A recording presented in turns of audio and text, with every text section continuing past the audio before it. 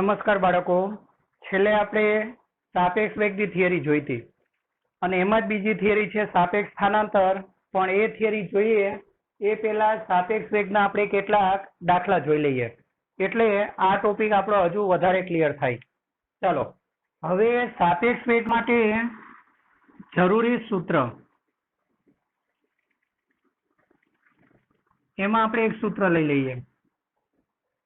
ચાલો આપણે શું લખશું, કોની સાપેક્ષે કોનો વેગ, સૂત્ર એના આધારે જ બનાવવું પડે. એટલે આપણે શું લખશું, બી ની સાપેક્ષે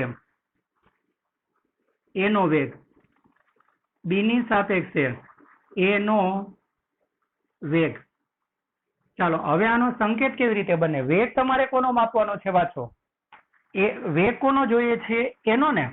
ચાલો વેગ માટેનો સંકેત વી, અને જેનો વેગ જોઈતો હોય પેલા એ સંકેત લખાય. એટલે વી ની બાજુમાં પેલો સંકેત કોનો લખાશે, એનો, અને બીજો સંકેત કોનો લખાય, જેની સાપેક્ષે માપ્યું હોય તે. કોની સાપેક્ષે માપ્યું છે, બી, તો બાજુમાં બી.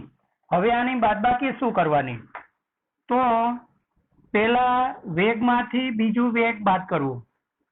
હવે આમાં બધું ધ્યાન રાખજો કે જો બંને એક જ દિશામાં ગતિ કરતા હોય ને, ધારો કે કણ એ અને કણ બી એક જ દિશામાં ગતિ કરતા હોય, તો જો હું આને પ્લસ લઉં પેલા પદને, તો આને બી પ્લસ લેવું પડે, એક જ દિશામાં છે એટલે. ધારો કે આ વિરુદ્ધ દિશામાં હોય તો કોઈ પણ એકને હું પ્લસ લઉં તો બીજાને માઇનસ લેવું પડે. ધારો કે હું આને પ્લસ લઉં તો આ કેવું લેવાય, માઇનસ, અને એ માઇનસ કાઉન્સમાં લખાય. ચાલો આટલી આપણને ખબર છે, બરાબર. એટલે અત્યારે તમે આ સૂત્ર જ યાદ રાખો.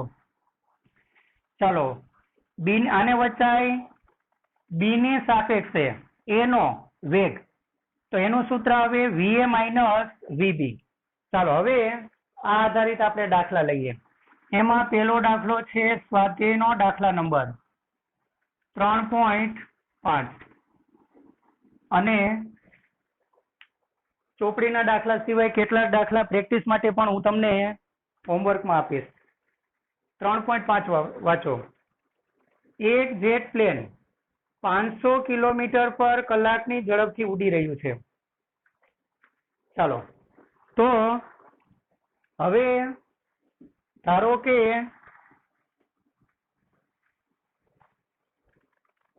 આ જમીન, બરાબર. ચાલો આ જેટ પ્લેન,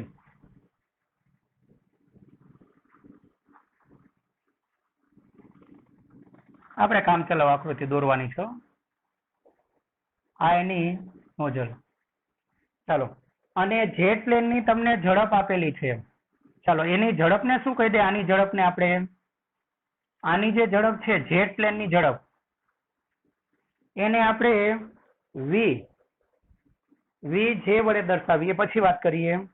ચાલો એક જેટ પ્લેન 500 કિલોમીટર પર કલાકની ઝડપે ઉડી રહ્યું છે, અને તે જેટ પ્લેનની સાપેક્ષે 1500 કિલોમીટર પર કલાકની ઝડપે દહન ઉત્પાદન એટલે વાયુ, એટલે આપણને ખબર છે કે આમાંથી બળતણનું દહન થાય. બળતણનું દહન થાય એટલે વાયુ ઉત્પન્ન થાય. એ વાયુ નોઝલમાંથી બહાર નીકળે, બરાબર. ચાલો એ વાયુ નોઝલમાંથી બહાર નીકળે એટલે ન્યૂટનના ગતિના ત્રીજા નિયમ મુજબ, ચાલો વાયુ આ બાજુ ફેંકાય છે તો એને ધક્કો, પ્રત્યાઘાતી ધક્કો આ બાજુ લાગે અને રોકેટ આગળ વધે. ચાલો આ જે વેગ છે એટલે વાયુનો વેગ આ બાજુ છે અને જેટ પ્લેનનો વેગ આ બાજુ છે. હવે જેટ પ્લેનના વેગને હું ધન દિશામાં ગણું તો આનો વેગ ઋણ ગણાય ને વાયુનો, એની વિરુદ્ધ દિશામાં છે. એટલે કારણ કે જેટ પ્લેન આગળ જાય છે અને વાયુ પ્રચંડ વેગથી બહાર નીકળશે, એટલે વાયુની ગતિ એની વિરુદ્ધ દિશામાં છે, એટલે આને પ્લસ ગણું તો આને માઇનસ. ચાલો હવે બરાબર વાંચો. હવે આપણે શું કરશું, અહીં જેટ પ્લેનની દિશાને ચાલો આપણે કેવી દિશા ગણવાની છે, ધન, તથા વાયુ કે બળતણ ઉત્પાદન, વાયુ જ લખી દો ને, વાયુની દિશાને, વાયુની ગતિની દિશાને ચાલો આપણે કેવા લેવાના છે, ઋણ. દિશામાં લઈએ, ઋણ દિશામાં લઈએ. એટલે ચિહ્ન તમારે હવે આ રીતે આપવાનું. ચાલો હવે કયા વેગ આપેલા છે તે વાંચો. એક જેટ પ્લેન આટલી ઝડપથી ઉડી રહ્યું છે. એટલે આપેલી વિગતમાં અહીં ચાલો જેટ પ્લેનનો વેગ એટલે એને વેગ માટે v અને જેટ માટે જે વડે બતાવી દો. અને જેટ પ્લેનની દિશાને ધન લેવાનું છે એટલે એ વેગને તમે પ્લસ બતાવજો. ચાલો એનો વેગ કેટલો છે વાંચો જોઈ. 500 કિલોમીટર પર કલાક. 500 કિલોમીટર પર કલાક. આગળ વાંચો. અને તે જેટ પ્લેનની સાપેક્ષે વાયુનો વેગ, જો શબ્દ બરાબર, જો સાપેક્ષ શબ્દ આવ્યો. અને તે જેટ પ્લેનની સાપેક્ષે 1500 કિલોમીટર પર કલાકની ઝડપે વાયુને બહાર કાઢી રહ્યું છે. એટલે આ કોનો વેગ છે? 1500 કિલોમીટર પર કલાક આટલા વેગથી વાયુ બહાર નીકળી રહ્યો છે. એટલે વાયુનો વેગ છે, પણ કોની સાપેક્ષે? તો જેટ પ્લેનની સાપેક્ષે. બરાબર. ચાલો બીજું શું લખશું? જેટ પ્લેનની સાપેક્ષે વાયુનો વેગ. વાયુનો વેગ. ચાલો એને આપણે શું ધારશું? હવે વેગ કોનો છે? વાયુનો ને. વાયુ માટે ગેસ, એટલે વેલોસિટી ઓફ ગેસ વાયુ માટે. અને કોની સાપેક્ષે? જેની સાપેક્ષે હોય સંકેત પછી લખાય. જેટ, જેટ માટે સંકેત કયો? જે ને. ચાલો અને વિરુદ્ધ દિશા છે જુઓ, એટલે એ વાયુનો વેગ કેવો લેવાય? માઇનસ. કેટલો છે? 1500. અને આ પ્રકારના દાખલા વધુ ને વધુ પ્રેક્ટિસ થી જ આવડશે હો. આ પ્રકારના દાખલા વધુ ને વધુ પ્રેક્ટિસ થી જ આવડશે. તમે 1-2 દાખલા કરી નાખો ને તમને આવડી જાય એવું પોસિબલ નથી. એટલે આપણે આના મેક્સિમમ દાખલા અહીંયા બુક ના કરાવીશ ને હોમવર્કમાં પણ આપીશ. એટલે થાય એટલા બધા જ દાખલા બહુ વ્યવસ્થિત કરવાના. ચાલો તો જમીન પર ઉભેલા કોઈ અવલોકનકારની સાપેક્ષે, એટલે આ જમીન પર ઉભેલો અવલોકનકાર. ચાલો અવલોકનકારને એક કામ કરો, સંકેત અવલોકનકાર એને સંકેત ઓ. ઓ એટલે ઓબ્ઝર્વેશન પરથી, ઓબ્ઝર્વર. આના પરથી મેં ઓ સંકેત આપ્યું. તમે કોઈ બી સંકેત આપી દો ચાલે. અને જમીન પર ઉભેલા અવલોકનકારની સાપેક્ષે દહન ઉત્પાદનની ઝડપ કેટલી હશે? દહન ઉત્પાદન એટલે વાયુ. ચાલો એટલે આની સાપેક્ષે તમારે આનો વેગ જોઈએ છે. એટલે આપણે શું લખશું? ચાલો જમીન પર ઉભેલા, ત્રીજો વેગ. ચાલો જમીન પર ઉભેલા કોનો વેગ છે? અવલોકનકાર ને. ઉભેલો છે એટલે સ્થિર ગણાયો. જમીન પર ઉભેલા અવલોકનકારની સાપેક્ષે, અવલોકનકારની સાપેક્ષે ચાલો કોનો વેગ? વાયુનો વેગ. વાયુનો વેગ. એટલે તમારે શું કરવાનું છે? વાંચ્યું? જમીન પર ઉભેલા અવલોકનકારની સાપેક્ષે વાયુની ઝડપ કેટલી હશે? ચાલો જમીન પર ઉભેલા અવલોકનકારની સાપેક્ષે વાયુની ઝડપ કે વાયુનો વેગ. ચાલો અને એ વાયુના વેગને હું શું કહું? વેલોસિટી ઓફ કોનો? જમીન પર ઉભેલા અવલોકનકારની સાપેક્ષે વાયુનો વેગ. એકચ્યુઅલી શોધવાનો છે કોનો? વાયુનો. વાયુ માટે શું? ગેસ. અને કોની સાપેક્ષે? અવલોકનકાર. અવલોકનકાર એટલે ઓ ને. ચાલો આ આપણે શોધવાનો છે. હવે છે ને સાપેક્ષ વેગમાં મોટા ભાગે ટ્રાયેંગલ બને. ટ્રાયેંગલ બને. દાખલા તરીકે ધારો કે એનો પી બિંદુની સાપેક્ષે વેગ હોય, બરાબર. તો વી એ પી. પછી એવી જ રીતે આ બી નો પણ કોની સાપેક્ષે વેગ આપ્યો હોય? ચાલો એટલે તમને આની સાપેક્ષે આનો વેગ હોય, આની સાપેક્ષે આનો વેગ આપ્યો એટલે એ વેગ કયો? વી. કોનો? એનો પી. સાપેક્ષ વેગમાં મેજોરિટી ટ્રાયેંગલ બનતો હશે. ચાલો પછી આની સાપેક્ષે આનો વેગ આપેલો હશે. ચાલો આ વેગને હું શું કહું? Velocity of B with respect to P. તો તમારે ચાલો તમારે શું કરવાનું છે, આની સાપેક્ષે આનો વેગ જોઈએ છે આનો, તો આ શું લખાય, વી એ બી, આ જોઈએ છે ને. ચાલો તો હવે તમારું સૂત્ર શું બને, વી એ બી, આ સૂત્ર યાદ રાખવાનું, વી એ બી બરાબર વી એ માઇનસ વી બી બરાબર, પણ વીએ તરીકે અહીંયા શું છે, વીએપી ને, એટલે વીએપી આ જ થવાનું, જો હમણાં કહી દઉં, વીએ માઇનસ વીબી, પણ તમને અહીંયા વીએપી અને વીબીપી છે, ખાલી વીએ નથી, વીએપી છે. તો એક વસ્તુ ધ્યાન રાખજો, આ જ થઈ જવાનું.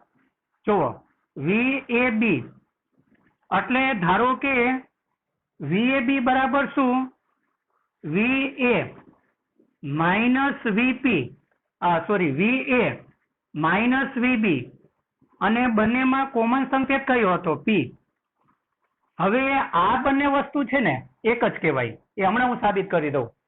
તો વીએબી બરાબર વીએ માઇનસ વીબી, અથવા કોમન વસ્તુ પી ને, તો વીએપી માઇનસ વીબીપી, આને આ વસ્તુ એક જ કહેવાય. કેવી રીતે જુઓ, ચાલો આ બી સાપેક્ષ વેગ છે, આનું સૂત્ર લખી દો. શું લખાય, વીએ માઇનસ વીપી થશે આટલું. ચાલો માઇનસ આનું સૂત્ર લખી દો, આ કાઉન્સમાં લખજો, માઇનસ ની કાઉન્સમાં. ચાલો વીબી, વીબી પેલા વેગમાંથી બીજો વેગ બાદ કરવાનો, વીપી થશે આટલું. ચાલો તો આ પદ આવે વીએ માઇનસ વીપી, કાઉન્સ છોડો એટલે પ્લસ હતું તો માઇનસ વીબી. ચાલો minus minus plus VP, VP cancel થાય એટલે વીએ માઇનસ વીબી આવી ગયું. એટલે એટલું ધ્યાન રાખજો કે કોઈ પણ બે ગતિ કરતી વસ્તુનો એકબીજાની સાપેક્ષે વેગ, બરાબર, એકબીજાની સાપેક્ષે વેગ, એટલે વીએ માઇનસ વીબી એ તમારો ત્રીજી વસ્તુની સાપેક્ષે વેગ બરાબર થાય. એટલે વીએપી માઇનસ વીબીપી એ તમારું વીએ માઇનસ વીબી. એટલે આટલું ધ્યાન રાખજો, બરાબર. આ સમજાય છે ને હું કહેવા માંગુ તે? ચાલો, એટલે જમીન પર ઉભેલા અવલોકનકારની સાપેક્ષે વાયુનો વેગ, એટલે આમાં એક યાદ રાખવાનું કે સાપેક્ષ વેગમાં મેજોરિટી ટ્રાયેંગલ બનતું હશે. હવે અહીંયા ટ્રાયેંગલ કેવી રીતે બને છે, તો અહીંયા ટ્રાયેંગલ કેવી રીતે બને, આને આપણે જે સંકેત ધારેલો છે, આને આપણે જી સંકેત ધારેલો છે, અને આ તમારો ઓ સંકેત. તો તમારી પાસે આની સાપેક્ષે આનો વેગ, ચાલો એ વેગને હું શું કહી દઉં, velocity of gas with respect to O. હવે આની સાથે, અને તમને આપેલો કયો છે, જમીન પર ઉભેલા અવલોકનકારની સાપેક્ષે વાયુનો વેગ શોધવાનો, અને જેટ પ્લેનની સાપેક્ષે વાયુનો વેગ. એટલે આની સાપેક્ષે આપેલો છે velocity of gas with respect two jet, આપેલું છે ને. આને શું વચાય, જેટ પ્લેનની સાપેક્ષે વાયુનો વેગ. આને શું વચાય, અવલોકનકારની સાપેક્ષે વાયુનો વેગ. તો હવે ટ્રાયેંગલ બનાવવા રહી ગયું ને, તો ત્રીજો વેગ તમારો અહીંયા આવતો હશે. ચાલો આ કોનો વેગ, velocity of jet with respect to O. ચાલો એટલે આટલું ધ્યાન રાખવાનું છે. ચાલો હવે આમાં ધારવાની વસ્તુ કઈ રહી ગઈ, જુઓ આ આપણે વી ઓ ધારી લીધેલું છે, વી, ચાલો વી જે ધાર્યું આ બાકી રહી ગયું ને, ચાલો આ ધારી લ્યો. ધારો કે કોની સાપેક્ષે વેગ, અવલોકનકારની સાપેક્ષે જેટનો વેગ. ચાલો આપણે ધારી લેશું. ધારો કે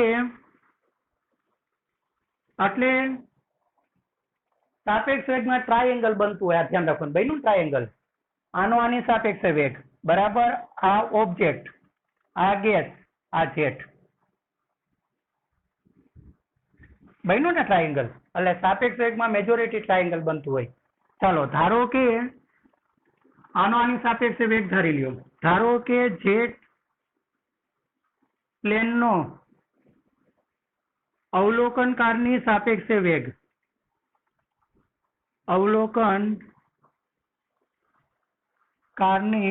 સાપેક્ષે વેગ. ચાલો કયો ધારી લેશું, સાપેક્ષે વેગ. એ વેગ તમારો કેટલો મળવાનો છે, વી. ચલો VGO. હવે VGO એ તમારો કયો વેગ કહેવાય?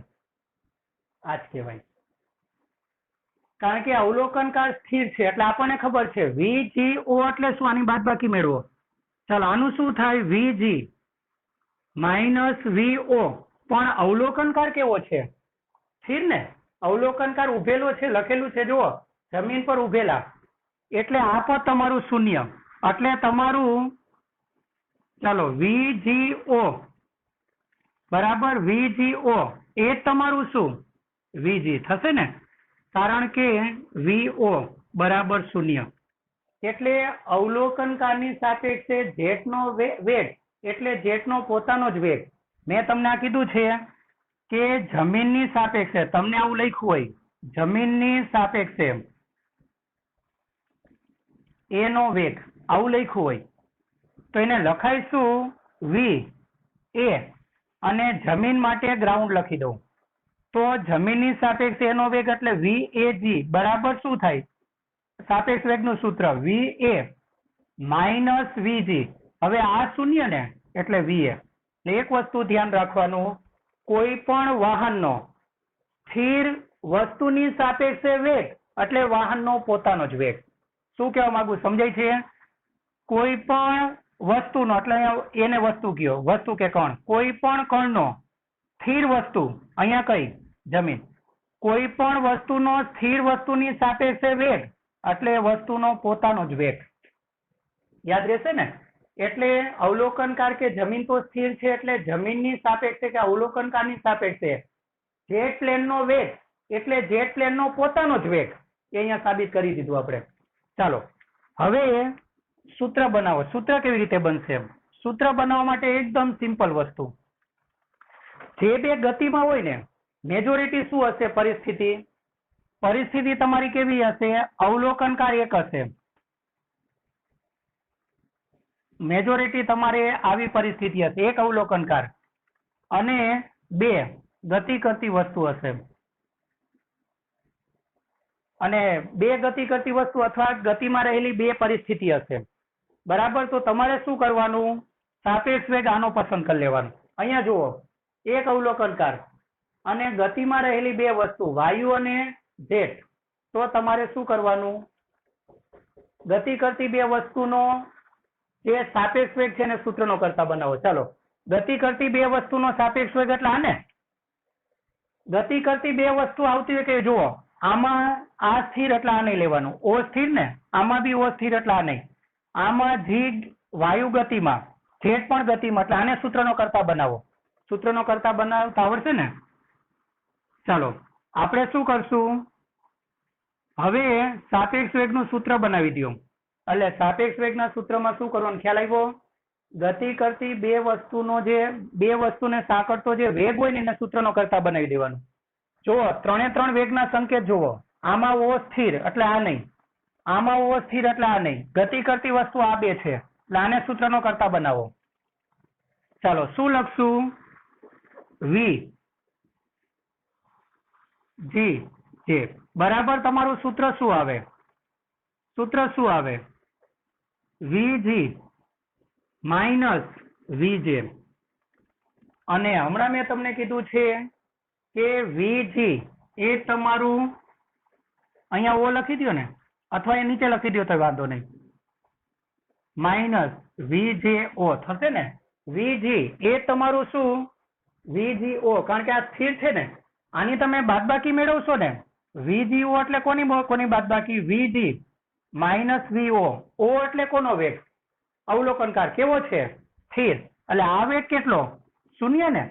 તો VGO એ તમારું શું? VG થશે. એટલે હવે પછી તમે ડાયરેક્ટ આવું લખી દેશો તોય વાંધો નહીં, કારણ કે જમીનની કે સ્થિર અવલોકનકારની સાપેક્ષે વાયુનો વેગ એટલે વાયુનો પોતાનો જ વેગ, એટલે VGO એ તમારું VG. ચાલો પછી સ્થિર અવલોકનકાર કે જમીનની સાપેક્ષે જેટનો વેગ એટલે જેટનો પોતાનો જ વેગ. ચાલો આ આવડશે ને? હવે તો આટલું ક્લિયર થઈ ગયેલું હોવું જોઈએ. અને આ પ્રકારના કન્સેપ્ટના દાખલા વધુ ને વધુ પ્રેક્ટિસ કરો તો જ આવડશે. 2-4 દાખલા કરો ને આવડી જાય એવું પોસિબલ નથી.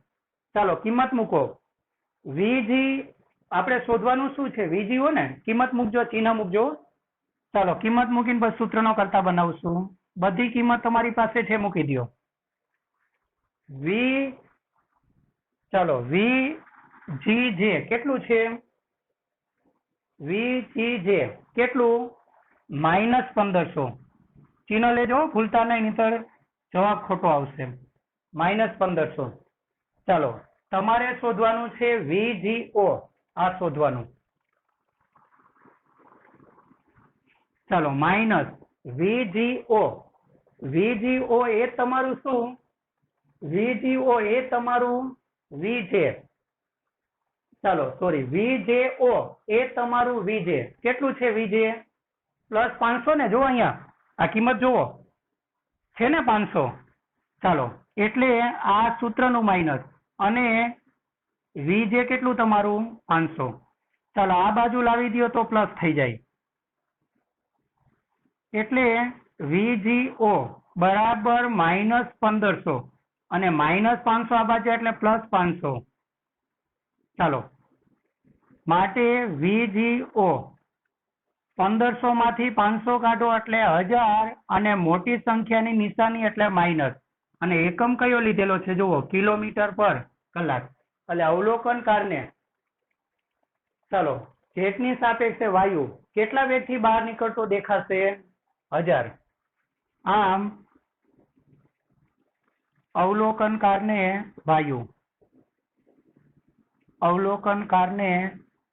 વાયુ ચાલો જેટની દિશામાં કે વિરુદ્ધ દિશામાં? માઇનસ ચિહ્ન એટલે જેટની વાયુ કઈ બાજુ નીકળતો દેખાશે? એ તો જે બાજુ નીકળતો એ બાજુ દેખાય ને, ડાબી બાજુ. ચાલો જેટની વિરુદ્ધ દિશામાં કે જેટની સાપેક્ષે કોઈ બી એક શબ્દ લખો. 1000 કિલોમીટર પર કલાકની ઝડપથી. ચાલો આમ અવલોકનકારને વાયુ જેટની વિરુદ્ધ દિશામાં 1000 કિલોમીટર પર કલાકની ઝડપથી બહાર નીકળતો અનુભવાશે, એ દેખાશે. ચાલો આ આપણો જવાબ. સાપેક્ષ વેગના દાખલામાં આપણે ઉદાહરણનો છેલ્લો દાખલો, ઉદાહરણ નંબર 3.9 જોઈએ.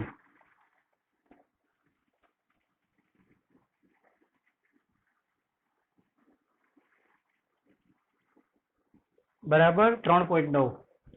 હવે ડી ની સાપેક્ષે એનો વેગ, તો તમને સૂત્ર ખબર છે. વેગ કોનો શોધવાનો છે? તો એનો ને, તો એનો સંકેત પહેલા લખાય ને કોની સાપેક્ષે? બી, તો એ સંકેત પછી. અને આનું સૂત્ર આપણને ખબર છે VA - VB. આને હું પ્લસ લઉં તો આની દિશા એ જ હોય તો પ્લસ આવે, પણ વિરુદ્ધ હોય તો માઇનસ. ચાલો આ આપણને ખબર છે. અને એ અને બી મેં થિયરીમાં કીધું છે કે આ જે એ અને બી ના વેગ આપેલા હશે એ કોની સાપેક્ષે આપેલા હશે? તો એ જેના પર ગતિ કરતા હશે એની સાપેક્ષે. ધારો કે એ અને બી કોઈ બે કાર હોય તો આ બંનેના વેગ ભલે કીધું ન હોય પણ આપણને ખબર પડે કે કોની સાપેક્ષે આપેલા હશે? જમીનની સાપેક્ષે. અને મેં તમને એ પણ કીધું છે કે જમીનની સાપેક્ષે કોઈ પણ કણ એનો વેગ એટલે કણ એનો પોતાનો જ વેગ. કારણ કે આપણને ખબર છે કે આનું સૂત્ર VA - VG. હવે VG કેટલું હોય? 0. તો VA થાય ને. એટલે સ્થિર જમીનની સાપેક્ષે કોઈ પણ પદાર્થનો સાપેક્ષ વેગ એટલે એ પદાર્થનો પોતાનો જ નિરપેક્ષ વેગ કે પોતાનો જ વેગ. એટલે VA એ તમારું VAG અને VB એ તમારું VBG. ચાલો આની આપણે વાત કરેલી હતી. હવે જુઓ ઉદાહરણ નંબર 3.9. બે સમાંતર રેલવે ટ્રેક ઉત્તર દક્ષિણ દિશામાં છે. ચાલો ઉત્તર દક્ષિણ દિશા, આપણે ચારેય દિશા દોરવાની હોય ત્યારે આપણે ઊભી દિશાને ઉત્તર દક્ષિણ અને પૂર્વ પશ્ચિમ લઈએ, પણ અહીં આપણે બે જ દિશાની જરૂર છે. બરાબર? તો એ તમે એવું જરૂરી નથી કે કમ્પલસરી ઉત્તર દક્ષિણ દિશા હાથ દોરવી. તમે ઉત્તર દક્ષિણ દિશા, ધારો કે ઉત્તર દક્ષિણ દિશા હાથ લેશો તો બી ચાલે. ચાલો કોઈ બી એક લઈ લો. હું આ ઉત્તર દક્ષિણ દિશા લઈ લઉં. ચાલો આ દિશા આને આપણે ઉત્તર કહીએ અને આને દક્ષિણ કહીએ. ઉત્તર તરફની દિશાને ધન લઈએ અને દક્ષિણ તરફની દિશાને આપણે ઋણ લઈએ. ચાલો એ લખી દઈએ. અહીં ઉત્તર દિશાને ધન દિશા તથા, અને તમે ઊભું દોર્યું હોત તોય જવાબ એ જ આવે તો ફરક ન પડે. ઉત્તર દક્ષિણ દિશામાં ઊભું દોર્યું હોત તોય ચાલે, એ તો એક જ થવાનું. ઉત્તર દિશાને ધન દિશા તથા દક્ષિણ દિશાને ઋણ દિશા તરીકે લઈએ. ઋણ દિશા તરીકે લઈએ. બરાબર. ચાલો હવે વાંચો. બે સમાંતર રેલવે ટ્રેક, ધારો કે આ પેલો રેલવે ટ્રેક અને આ બીજો રેલવે ટ્રેક. બરાબર. ચાલો આ બે સમાંતર રેલવે ટ્રેક, આ બે ટ્રેક, આ તો ખાલી દિશા દર્શાવતી કાલ્પનિક લાઈન છે વચ્ચેની. તો તમારા બે ટ્રેક, ચાલો આ ટ્રેક 1 અને ટ્રેક 2. ચાલો બે સમાંતર રેલવે ટ્રેક ઉત્તર દક્ષિણ દિશામાં ફેલાયેલા છે, એટલે રેલવે ટ્રેક એ ઉત્તર દક્ષિણ દિશામાં પથરાયેલા છે. ટ્રેન એ ઉત્તર તરફ 54 કિલોમીટર પર કલાકની ઝડપે ગતિ કરે છે. ટ્રેન એ, બરાબર. એટલે ટ્રેન એ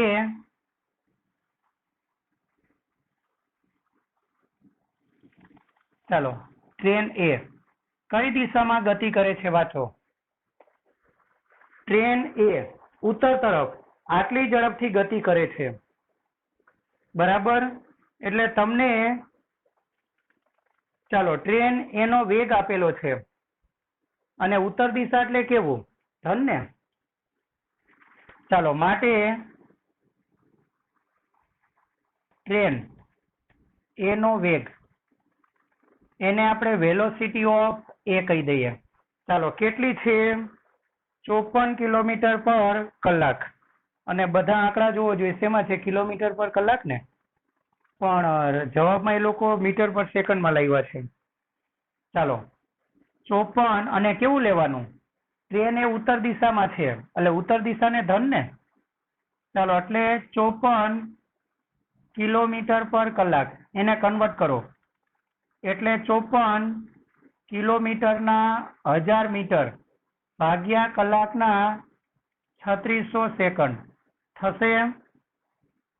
ચાલો 18 દુ 36 અને 18 તરી 54, 2 પચામ 10, 5 તરી 15 મીટર પર સેકન્ડ થશે. ચાલો ટ્રેન એનો વેગ આટલો થશે. ટ્રેન બી નો વેગ, ટ્રેન બી નો વેગ. હવે મને એક વસ્તુ કહેજો, આ જે ટ્રેન એનો વેગ લીધેલો છે કોની સાપેક્ષે લીધેલો હોય? જમીનની સાપેક્ષે. ભલે કીધું નથી પણ તમારું વી એ તમારું VAG યાદ રાખજો. ચાલો ટ્રેન બી નો વેગ એને આપણે શેના વડે દર્શાવી દઈશું? VB. કેટલા છે વાંચો. અને કઈ દિશામાં? અને ટ્રેન બી દક્ષિણ દિશામાં. ચાલો દક્ષિણ દિશા હોવાથી શું કરશું? માઇનસ. દક્ષિણ દિશામાં 90 કિલોમીટર પર કલાકની ઝડપથી ગતિ કરે છે એટલે કન્વર્ટ કરી નાખો. 90 કિલો એટલે 1000 અને માઇનસ કેમ લીધું? દક્ષિણ દિશામાં. એટલે ટ્રેન બી ની આપણે સ્થિતિ બતાવી દઈએ. ચાલો ટ્રેન બી એ કઈ દિશામાં ગતિ કરે છે? દક્ષિણ દિશામાં. એટલે એના માટેનું તીર આ બાજુ બતાવજો. ચાલો આ કોની velocity? Velocity of A with respect to ground. VA એ તમારું VAG. ચાલો આ તમારું શું? VB એ તમારું શું? VBG. ચાલો કેટલી છે? 90 કિલોમીટર પર કલાક એને કન્વર્ટ કરો એટલે 90,000 3600. ચાલો આ 1 શૂન્ય આમાં 9 ચોક 36 અને 25 ચોક 100 એટલે -25 મીટર પર સેકન્ડ થશે. આટલું. તો એ સાપેક્ષે બી નો વેગ. ચાલો એ સાપેક્ષે બી નો વેગ અને પૂરું લખવાની બી આળસ થઈ છે. એ સાપેક્ષે બી નો વેગ, એટલે આખું શું લખવું પડે? એની સાપેક્ષે બી નો વેગ. ચાલો પેલો ઓપ્શન શું કીધું છે વાંચો. એ બી સી કીધું છે ને, એમાં શું કીધું છે? સ્મોલ એ લીધેલું છે. સ્મોલ એ બતાવો. ચાલો એ સાપેક્ષે બી નો વેગ, એટલે આપણે લખશું એની સાપેક્ષે બી નો વેગ. એની સાપેક્ષે બી નો વેગ. ચાલો એને બતાવાય શું? તો વેગ માટે વી કોનો જોઈએ છે? બી નો. જેનો જોઈતો હોય એ સંકેત પહેલા, અને કોની સાપેક્ષે? એની સાપેક્ષે. ચાલો તો આનું સૂત્ર શું આવે? વીબી માઇનસ વી એ. વીબી માઇનસ વી એ. ચાલો વીબી કેટલા છે જુઓ. વીબી કેટલા છે? -25. આ સૂત્રનું માઇનસ, અને વીએ +15. ચાલો -25 -15 એટલે -40 મીટર પર સેકન્ડ. એનો મતલબ કે ટ્રેન એ ને ટ્રેન બી માઇનસ એટલે કઈ દિશા? દક્ષિણ દિશામાં આટલા વેગથી જતી જણાશે. આ તમને ખબર છે. એક વસ્તુ ધ્યાન રાખજો કે ધારો કે તમે કોઈ દિશામાં જઈ રહ્યા હોય અને બીજું વાહન તમારી દિશામાં જતું હોય તો તમને એની સ્પીડ ઓછી જણાશે. એટલે આપણે સાપેક્ષ વેગમાં બાદબાકી લઈએ છીએ, ખબર ને, ઓછી જણાય. પણ કોઈ વાહન તમારી સામેથી આવતું હોય તો તમને એની સ્પીડ વધારે જણાશે. તો આપણે સાપેક્ષ વેગમાં શું કરીએ છીએ? માઇનસ માઇનસ પ્લસ સરવાળો કરીએ છીએ. એટલે અહીંયા સરવાળો જ થયો. જુઓ, આ બી માઇનસ આ બી માઇનસ એટલે સરવાળો જ ને. બાદબાકી હોત તો 25 - 15 10. 25 - 15 10 થાત, પણ 40 કર્યું એટલે સરવાળો. અને ઋણ નિશાની તો દિશા બતાવે. કર્યો તો સરવાળો જ ને આપણે, કારણ કે તમે -12 કાઢી લેશો તો કૌંસમાં શું બચે? 25 + 15. એટલે વિરુદ્ધ દિશા હોય ત્યારે આપણને ખબર છે કે આ વિરુદ્ધ દિશામાં ગતિ કરે છે. એટલે ટ્રેન એ ને ટ્રેન બી કઈ દિશામાં જતું જણાશે? ચિહ્ન જોવો. કારણ કે આ ટ્રેન એમાં બેઠેલો મુસાફર જોશે તો ટ્રેન બી એને કેટલી સ્પીડમાં જતી દેખાશે? 40. અને કઈ દિશામાં? ઋણ એટલે દક્ષિણ દિશામાં. બરાબર ને? એટલે આ બી ધ્યાન રાખવાનું કે કોઈ બી વાહન તમારી ગતિની દિશામાં જ હોય તો તમને એની સ્પીડ ઓછી લાગે. એટલે સાપેક્ષ વેગમાં ઓબ્વિયસલી બાદબાકી આવે. કોઈ બી વાહન તમારી સામેથી પસાર થતું હશે તો તમને તેની સ્પીડ વધારે અનુભવાશે. બરાબર? એટલે ત્યાં સાપેક્ષ વેગમાં સરવાળો આવે. આ બી જરા ધ્યાન રાખવાનું. ચાલો આનું અર્થઘટન શું કરશું? કોની સાપેક્ષે વેગ છે? એને ને. એટલે એને આ ટ્રેન કેટલી સ્પીડ થી જતી દેખાશે? 40. અને કઈ દિશામાં? દક્ષિણ દિશામાં. આમ ટ્રેન એ ને ટ્રેન બી ચાલો દક્ષિણ દિશામાં, અને દક્ષિણ દિશામાં જાય છે એવું કેમ ખબર પડશે? દક્ષિણ દિશા તરફ જતી દેખાય છે કેમ ખબર પડી? ઋણ નિશાની પરથી. દક્ષિણ દિશામાં. ચાલો દક્ષિણ, એના માટે નિશાની લખીને પછી દિશા લખો. દક્ષિણ કે ઋણ દિશામાં કેટલા વેગથી જતી જણાશે? 40 મીટર પર સેકન્ડના વેગથી જતી જણાશે. એટલે એકચ્યુઅલી તમે બી નો વેગ જુઓ તો બી નો વેગ એકચ્યુઅલી કેટલો છે? 25. પણ ટ્રેન એ ને આ કેટલા વેગથી જતી જણાશે? આ તો 40. આ થઈ સાપેક્ષ વેગની અસર. ચાલો ઓપ્શન બી વાંચો. શું કીધું જુઓ. બી સાપેક્ષે જમીનનો વેગ. બી સાપેક્ષે એટલે રકમ બી પૂરી લખવામાં આળસ કરેલી છે.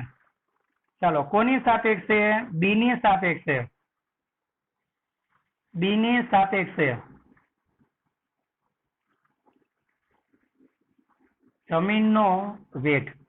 એ તો આપણને ખબર છે કે કોઈ પણ વાહનનો જમીનની સાપેક્ષે વેગ એટલે ઇનડાયરેક્ટલી વાહનનો પોતાનો જ વેગ. તે હમણાં સાબિત થઈ જશે. ચાલો શું લખાય? Velocity of. વેગ કોનો જોઈએ છે? જમીનનો.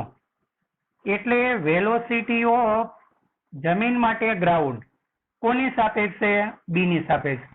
ચાલો લખાઈશું તો વેલોસિટી ઓફ ગ્રાઉન્ડ માઇનસ પેલા પદમાંથી બીજું પદ બાદ થાય, ખબર છે ને? અત્યાર સુધી આપણે શું કરતા? જમીનની સાપેક્ષે વાહનનો વેગ. અહીંયા આપણને ઊંધા કાન પકડાવેલા છે. બીની સાપેક્ષે જમીનનો વેગ. કઈ વાંધો નહીં, આપણને તો કોઈ બી રીતે આવડે છે. ચાલો વીજી કેટલા છે જોવો જોઈ. જમીનનો વેગ 0. આપણી સાપેક્ષે તો જમીન સ્થિર જ ને. ચાલો વીબી કેટલા? તો આ સૂત્રનું માઇનસ, અને વીબી નું જે ચિહ્ન હોય તો એને પાછું કાઉન્સમાં માઇનસ મૂકજો. વીબી નું ચિહ્ન કેટલું? -25. ચાલો માઇનસ માઇનસ પ્લસ થઈ જાય ને 25 મીટર પર સેકન્ડ. એટલે એક વસ્તુ નક્કી થઈ ગઈ કે જમીનની સાપેક્ષે કોઈ પણ વાહનનો વેગ એટલે વાહનનો પોતાનો જ વેગ. જુઓ, પોતાનો જ વેગ આવી ગયો. થયું આટલું? ચાલો ત્રીજો ઓપ્શન વાંચો. શું કીધું જુઓ, ત્રીજો ઓપ્શન વાંચો. ટ્રેન એની છત પર તેની ગતિની વિરુદ્ધ દિશામાં. ચાલો ટ્રેન એની છત પર એટલે આ જગ્યાએ, તેની ગતિ આ બાજુ છે ને, ટ્રેન એની વિરુદ્ધ દિશામાં. કોણ? અને કાઉન્સ થોડી વાર માટે ભૂલી જાઓ. દોડતા વાંદરાનો વેગ જમીન પર ઉભેલી રહેલી વ્યક્તિ સાપેક્ષે શોધો. ચાલો વાંદરો, એ વાંદરો એટલે માનવ જેવું જ બતાવી દો ને, વાંધો નહીં, બરાબર ને?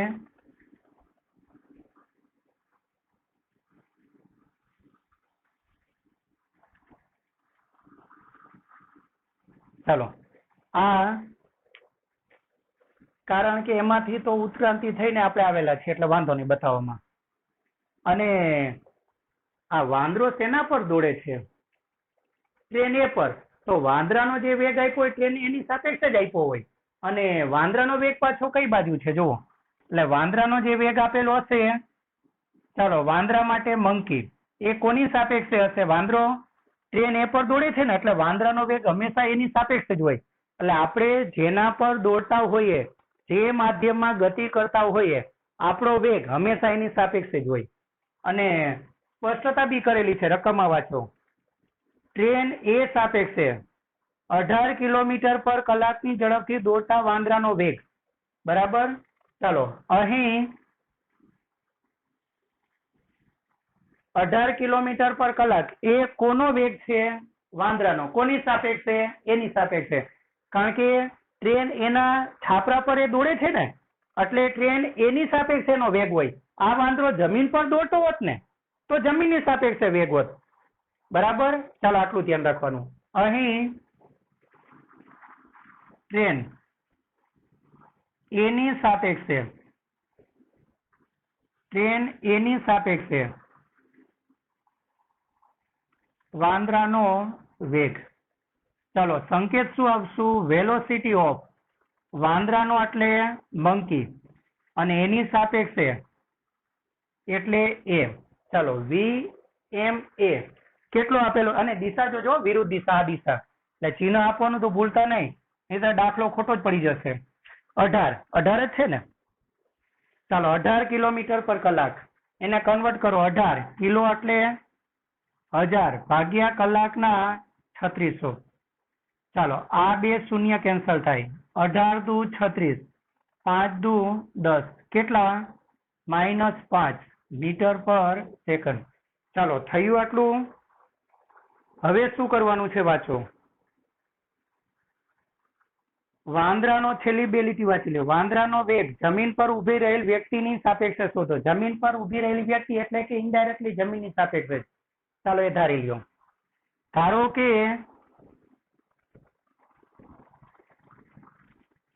વાંદરાનો